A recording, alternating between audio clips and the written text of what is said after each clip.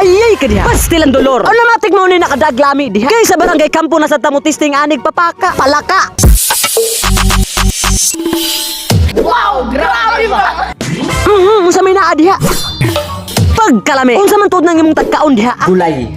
So siyempre ani sa tamo lang yaw dili gyud nato pwede makalimtan ang atong pamahaw. Kay mo na isa sa makapagana sa atong paminaw. Hulinaw. Murag naga-sleep well maning tawhana. Pagmata na diha kay manglakaw pata.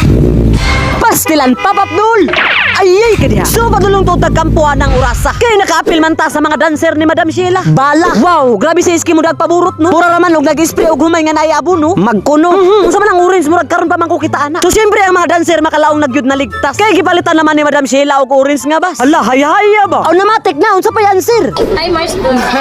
So pasensya na mo kung dili gyud na ako halos mabidyo ang tanan. Kay nagdancer man lagi ang katalahan. Tala-tala pud ka Hanis Jackson Kalimpusan. Shout out sa imo san. Lami puspusan.